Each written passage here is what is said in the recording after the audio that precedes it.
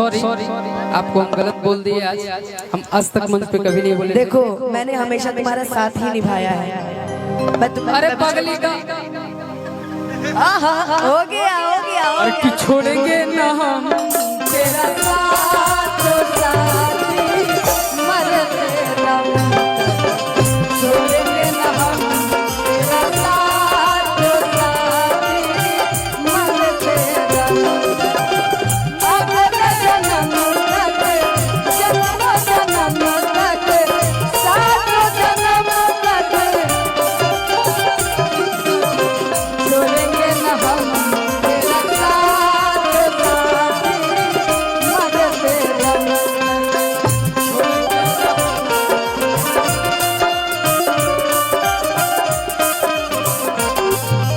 वादा किया हसन का तुझको रुला दिया, वादा किया हसन का तुझको रुला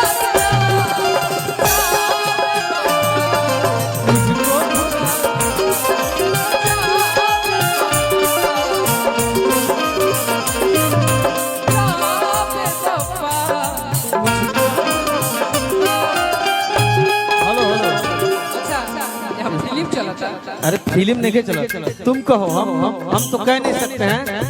ए सब बतिया खुदे तुमको चाहा था, तुमको चाहेंगे, वादे जो किए वो निभाएंगे।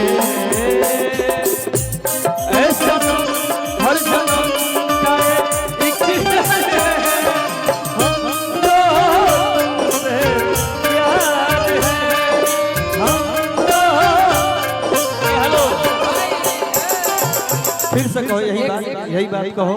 अनुपमा, इस पूरे ब्रह्मांड में सिर्फ तुम्हारे सिवा आज तक बिक्कू किसी और का बात नहीं माना है और वो आजीवन मानूंगा। चाचा उधर बैठे हैं, आशीर्वाद दूर से। केहू के रोवावल ना, दूसरी बात कि आपकी आंख में आंसू ठीक नहीं लगता। तुम मर्द हो हनु नहीं, हमें बुरा इस बात का लग गया, हमने आज तक कभी तुम्हारा साथ नहीं छोड़ा है। चाहे वो इनके पहले वाला कार्यक्रम हो, सब चले गए थे, लेकिन हम तुम्हारे लिए हर जगह खड़े रहते हैं। तो तुम ऐसा कैसे बोल दी कि बनाने में जिसको जमाने लगे हैं, सिखा तो तुम हमको रहे हो ना। अरे तमंचे पर रुकानी, हाँ यही से सुनाई देनी हो। जा अरे आदू बदरू से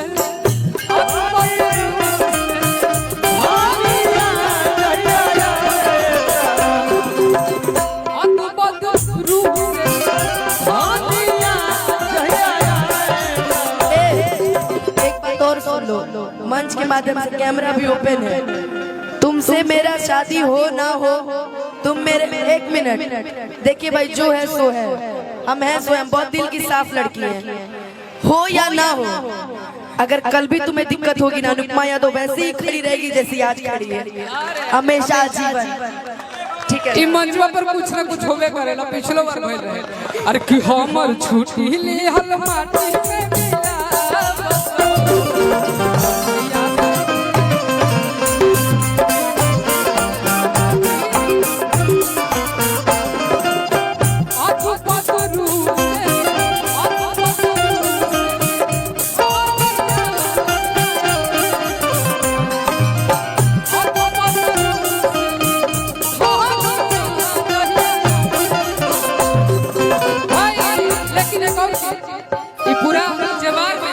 अनुपमा एक यही प्रोग्राम है जहां आपको हमने बोला कि और गाइए, क्योंकि पूरे जिला के इधर के फैक्स अध्यक्ष सभी लोग इसी मंच पे आते हैं। और क्यों आते हैं पता है?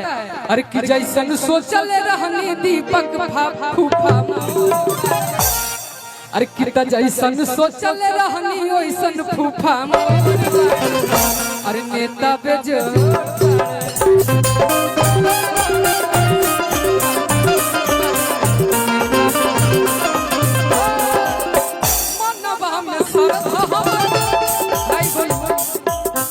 जैसा सोचले रहनी वैसा फूफा मोर बाड़े और नेता पे जोड़ बाड़े। एगो औरी ख्वाहिश बा, और कि मनवा में श्रद्धा हमर बाटे हिलाए, अब फूफे अब बने हैं हमनी सबके विधाता।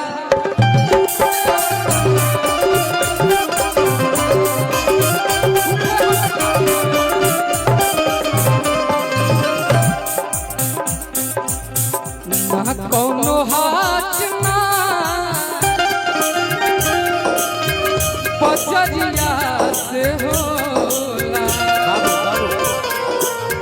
उमरिया के रोग हो नजरिया से होला।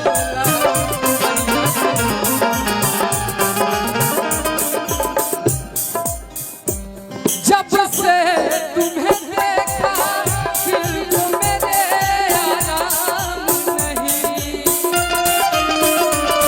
इन होठों पे एक तेरे सिवा कोई नाम नहीं। तू कुछ कहा पता है जो बक बक करे करे तो कह देला भोरे घरे हम जाई कैसे बाबू माई अतगन मारी है।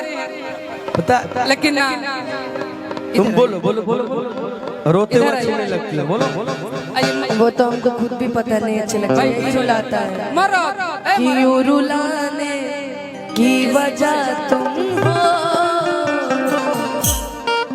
अयूं हंसाने की वजह तुम हो। आज के